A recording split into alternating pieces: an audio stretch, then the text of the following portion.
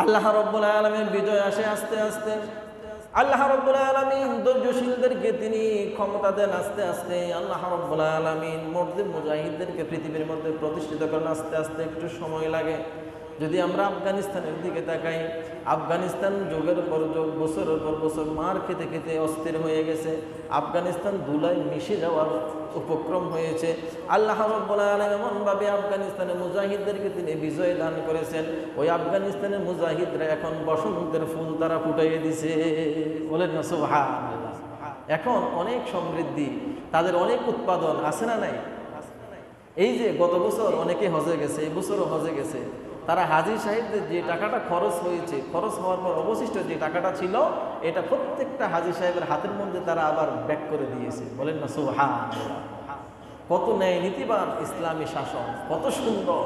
আল্লাহ রাব্বুল আলামিন তাদেরকে দ্বীনের বিজয় দান করেছে। সুবহানাল্লাহ বলবেন না? কাফের বেঈমান আমেরিকার পরাশক্তি যতই চেয়েছে মুসলমানদেরকে নিঃশেষ করে দেওয়ার জন্য, আল্লাহ রাব্বুল আলামিনের সিদ্ধান্ত হচ্ছে আমি মুসলমানদেরকে পৃথিবীর জমিনের মধ্যে প্রতিষ্ঠিত করব। সুবহানাল্লাহ বলবেন না? আপনি দুঃখ পাবেন না, কষ্ট পাবেন না, বিচলিত হওয়ার কিছুই নাই। আল্লাহ নবী মুহাম্মদুর রাসূলুল্লাহ সাল্লাল্লাহু আলাইহি ওয়াসাল্লামকে দ্বীনের দাওয়াত দেওয়ার জন্য নিষিদ্ধ ঘোষণা করা হয়েছে।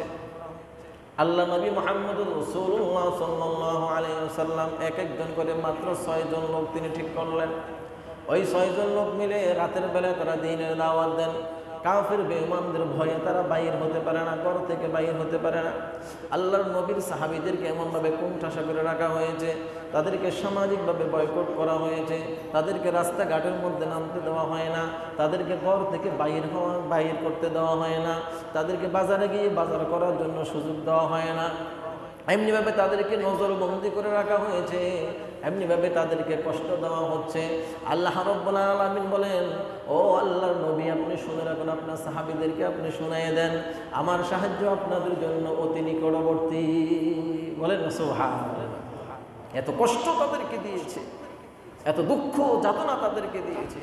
শিহাবে আবু তালিবে 3 বছর পর্যন্ত তাদেরকে বন্দী করে রাখা হয়েছে। যতই তাদেরকে বন্দী করে রেখেছে, ততই তাদের শক্তি আরো দ্বিগুণ হয়েছে। সুবহানাল্লাহ বলবেন না? কারণ আল্লাহ নবী মুহাম্মদুর রাসূলুল্লাহ সাল্লাল্লাহু আলাইহি ওয়াসাল্লাম ছিলেন মাত্র একজন। কয়জন ছিলেন? একজন। এই একজনের দ্বীনের দাওয়াতের কারণে হাঁটি হাঁটি পা পা করে আজকে সারা বিশ্বের মধ্যে মুসলমানের সংখ্যা কম না বেশি? কথা বলেন, কম না বেশি? প্রতিদিন যেই পরিমাণ মানুষ ধর্মের দিকে দীক্ষিত হচ্ছে, তার মধ্যে 50% হচ্ছে মুসলমান, আর 1-2% হচ্ছে অন্য অন্য ধর্মে। আপনার 50% মনে করেন এই দিনে, আজকের দিন যদি মনে করেন 55 জন লোক দিনের মধ্যে এসেছে, বিভিন্ন ধর্ম গ্রহণ করেছে, ওই 55 জন লোকের মধ্যে 50 জনে হচ্ছে ইসলাম ধর্মে দীক্ষিত হয়েছে। বলেন না সুবহানাল্লাহ। বাকিগুলো হচ্ছে 1-2% থাকতেই পারে। সাহাবীরা যখন দেখলো দিশেহারা হয়ে গেল, বাজার করতে পারে না, ঘর থেকে বাইর হতে পারে না, আত্মীয় স্বজনের সাথে মোলাকাত করতে পারে না, দেখা সাক্ষাৎ করতে পারে না, তাদেরকে নজরবন্দি করে রাখা হলো, ভয়ভীতি প্রদর্শন করা হলো, বের হলে তাদেরকে হত্যা করে ফেলবে, দ্বীনের দাওয়াতকে নিষিদ্ধ ঘোষণা করা হলো। তখন আল্লাহ পাক রব্বুল আলামিনের প্রিয় হাবিব মুহাম্মদুর রাসূলুল্লাহ সাল্লাল্লাহু আলাইহি ওয়াসাল্লাম সালাতের মধ্যে তিনি দাঁড়িয়ে গেলেন।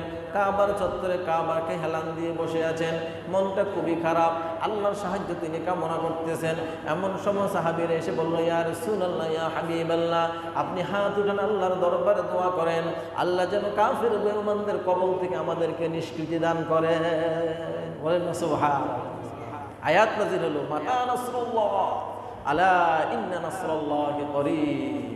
চিন্তার কোনো কারণ নাই, টেনশনের কোনো কারণ নাই, বিচলিত হওয়ার কোনো কারণ নাই, মন খারাপ করার জন্য কোনো কারণ নাই। মাতা নাসরুল্লাহ, আল্লাহর সাহায্য, আলা ইন্না নাসরাল্লাহি করিব, তোমাদের জন্য অতি নিকটবর্তী। বলেন না সুবহানাল্লাহ।